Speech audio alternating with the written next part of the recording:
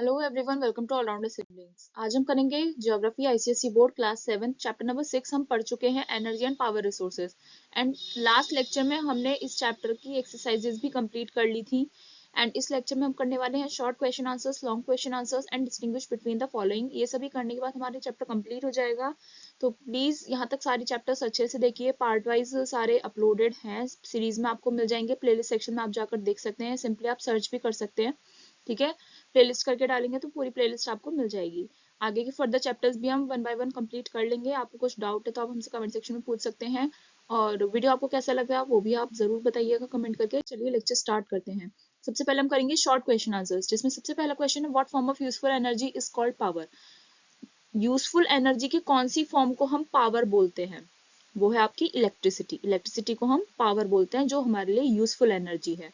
Name to substances from which atomic power is generated. कोई भी दो सब्सटेंसेस बताने हैं जिससे एटॉमिक पावर जनरेट करी जाती है। न्यूक्लियर पावर प्लांट वाले में पढ़ा था ना, दो सब्सटेंसेस बताने हैं जिससे एटॉमिक पावर जनरेट करी जाती है। तो दो सब्सटेंसेस आपके कौन से हैं गाइस? वो है आपके यूरेनियम एंड थोरियम। कौन से हैं? Uranium and thorium. स्पेलिंग ध्यान से लर्न कीजिएगा। नेक्स्ट है, mention two conventional and two non conventional sources of energy.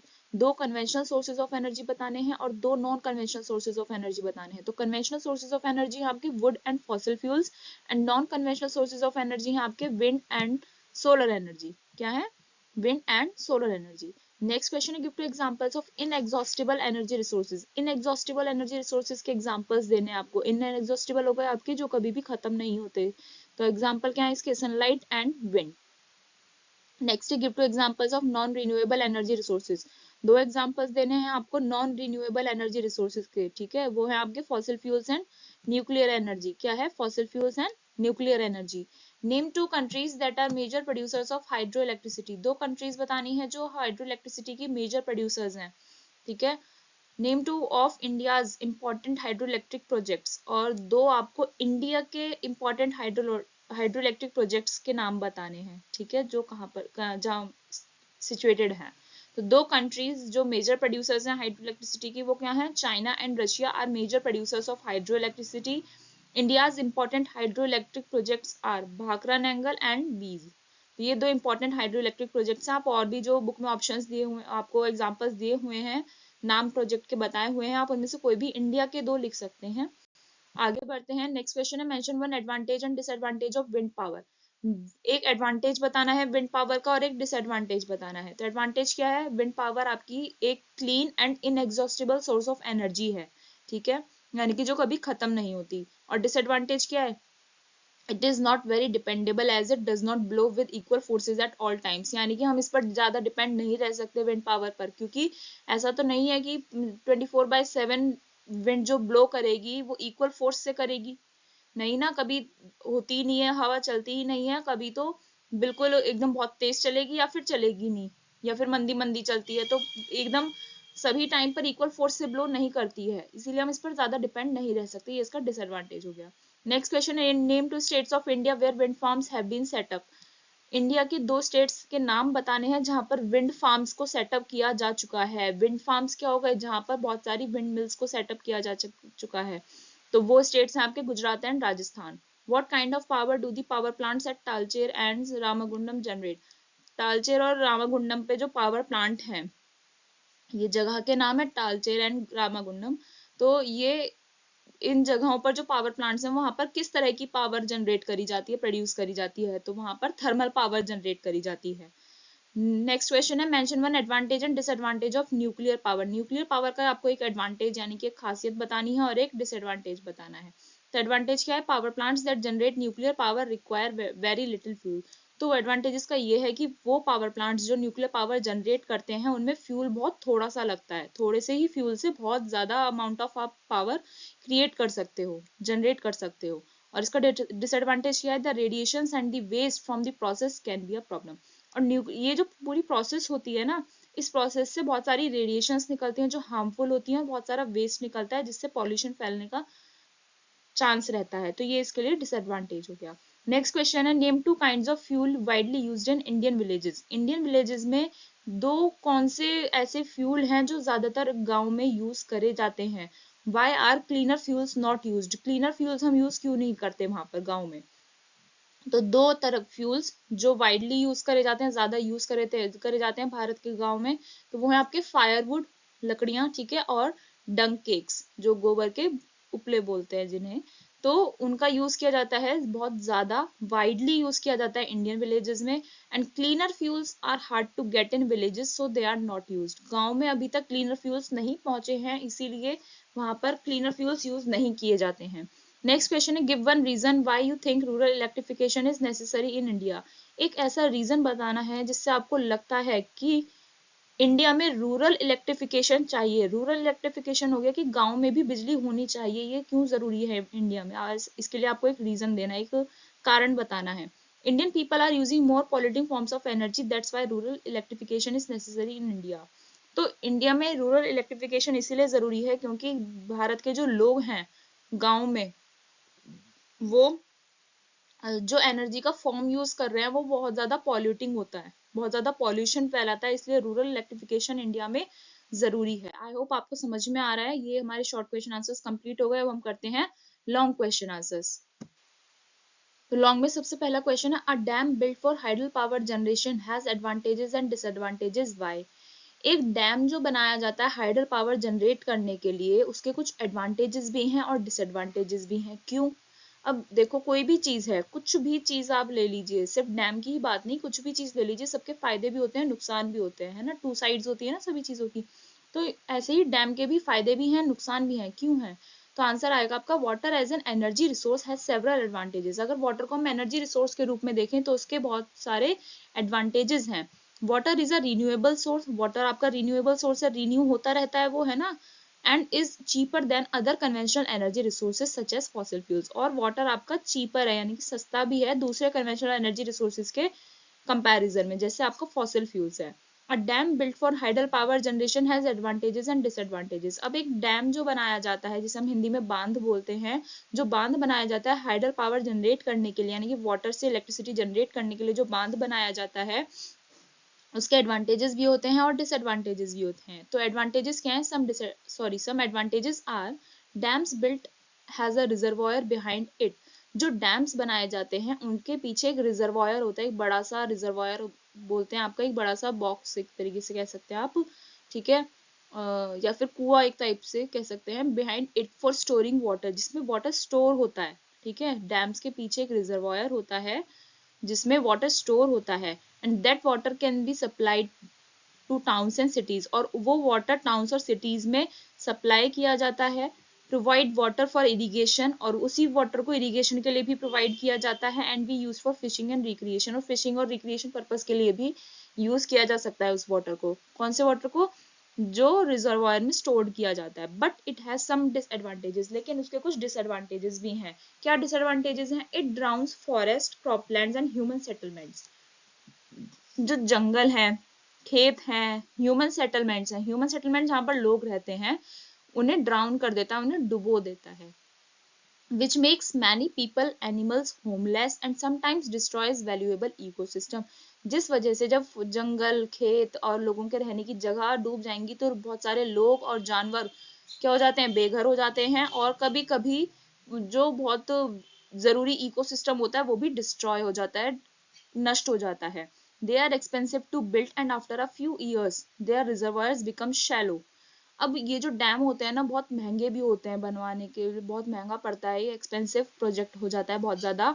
और क्या होता है फिर इसमें कुछ साल बाद ये जो रिजर्वायर्स होते हैं ना, इनकी जो गहराई होती है वो कम हो जाती है, शैलो हो जाते हैं ये रिजर्वायर्स। क्यों, क्योंकि वाटर जो स्ट्रीम से उसमें आ रहा है, उस रिजर्वायर में जो वाटर इकट्ठा हो रहा है उसमें छोटे छोटे सिल्ट होते हैं, सिल्ट होते हैं आपके, जैसे रेत हो गया या छोटे छोटे कंकड़ पत्थर होगा, ये सभी उसमें रिजर्वायर में वाटर के साथ जाते हैं, तो वो वाटर में नीचे सेटल हो जाते हैं उस रिजर्वायर में, जिससे वो उसकी गहराई कम हो जाती है, which reduces their capacity to hold water. जिससे जो रिजर्वायर की कैपेसिटी होती है ना वाटर होल्ड करने की, वो कम होती चली जाती है हर कुछ साल बाद।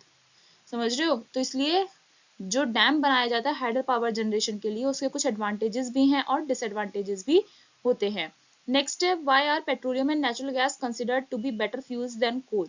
अब पेट्रोलियम और नेचुरल गैस को कोल से ज्यादा अच्छा फ्यूल क्यों बताया जाता है, कि कोल तो आपका कम अच्छा फ्यूल है, बट उससे ज्यादा अच्छा आपका पेट्रोलियम और नेचुरल गैस है। क्यों है? Petroleum and natural gas are use to generate power. Petroleum और नेचुरल गैस का यूज किया जाता है पावर जनरेट करने के लिए एज फ्यूल्स। फ्यूल्स के रूप में देखें, they have some advantages over coal. Petroleum और नेचुरल गैस के कुछ एडवांटेजेस होते हैं ओवर कोल, कोल के कंपैरिजन में।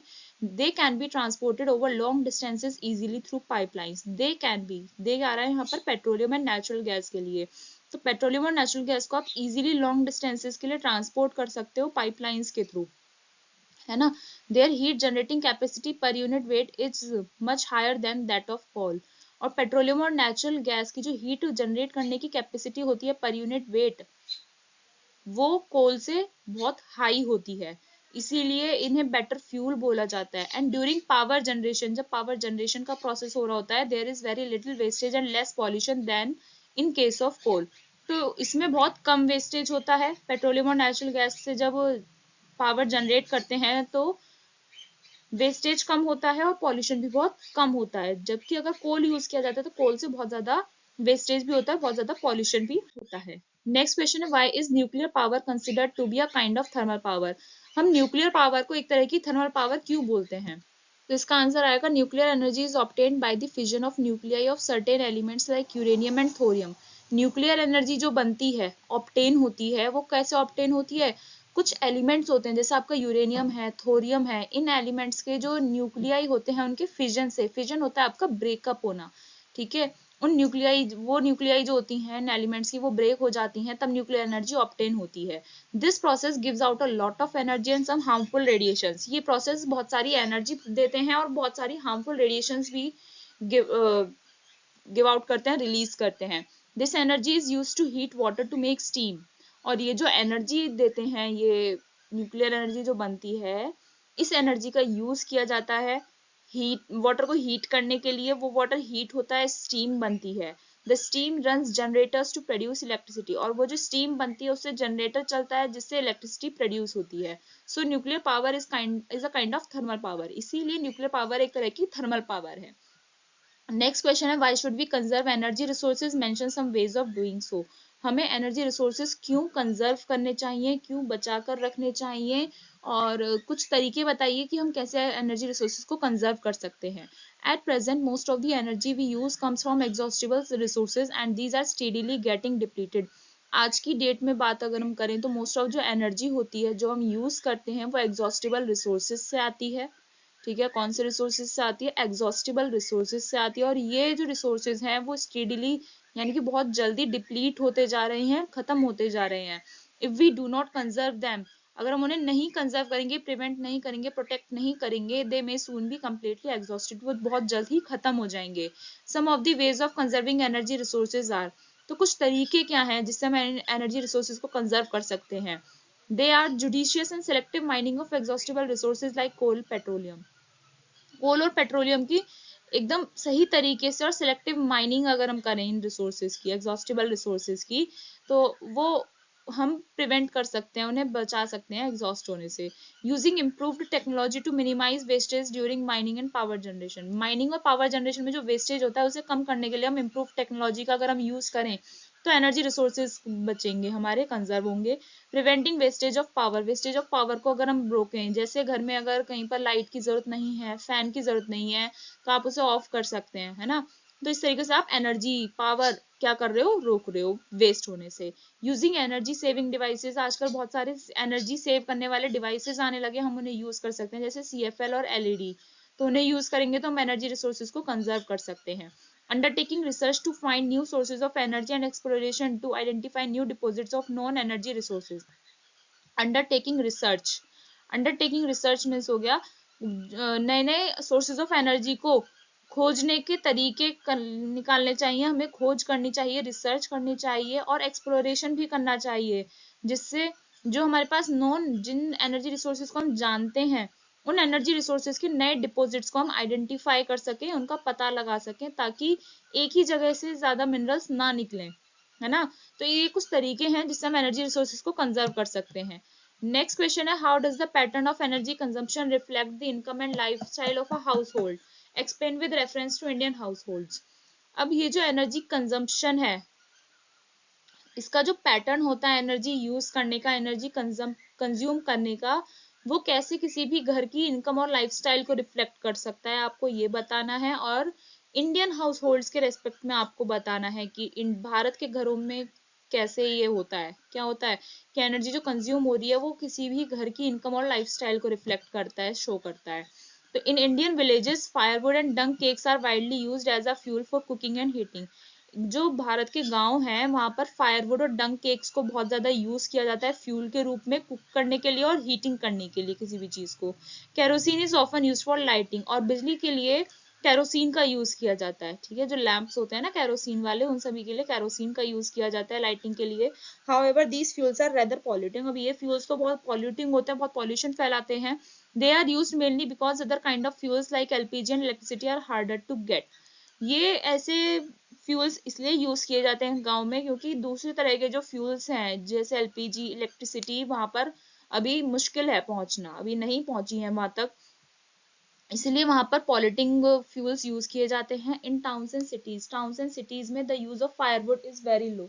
फायरवुड का जो यूज है बहुत कम होता है शहरों में, है ना।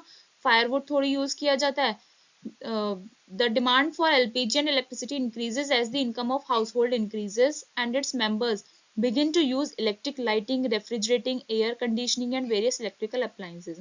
अब क्या बोल रहा है, जो एलपीजी और इलेक्ट्रिसिटी की डिमांड है वो इंक्रीज हो जाती है। कब इंक्रीज होती है, जब किसी भी घर की, किसी भी मेंबर की इनकम इंक्रीज होगी तो ये डिमांड्स भी इंक्रीज हो जाएंगी। और उस घर के जो मेंबर्स हैं, जो भी फैमिली मेंबर्स हैं, वो इलेक्ट्रिक लाइटिंग यूज करना स्टार्ट कर देंगे, रेफ्रिजरेटिंग यानी कि फ्रिजेस का यूज करना स्टार्ट कर देंगे, एसी हैं और बहुत सारे जो अलग अलग इलेक्ट्रिकल अप्लायंसेज हैं वो यूज करना स्टार्ट कर देते हैं। तो समझ रहे हो ना, जैसे जैसे इनकम इंक्रीज होती है तो डिमांड्स भी बढ़ती चली जाती हैं। सो इन जनरल, अगर हम जनरली बात करें तो low income household in villages use smaller amounts and more polluting forms of energy. जिन घरों की लो इनकम होती है गांव में, वहां पर तो एनर्जी का स्मॉल अमाउंट यूज करते हैं, लेकिन वो जो एनर्जी की फॉर्म यूज करते हैं वो मोर पॉल्यूटिंग होती है गांव में। ठीक है, समझ में आ रहा है। वाइल हाई इनकम सोर्स जो होते हैं, जिनके घरों में, जो शहरों में घर होते हैं और जिनकी इनकम हाई होती है, वहां पर लार्जर अमाउंट यूज करते हैं और क्लीनर फॉर्म ऑफ एनर्जी क्या करते हैं वो लोग यूज करते हैं। तो आई होप आपको समझ में आया कि कैसे एनर्जी कंज्यूम करने का जो पैटर्न है वो किसी भी घर की इनकम और लाइफस्टाइल को शो करता है।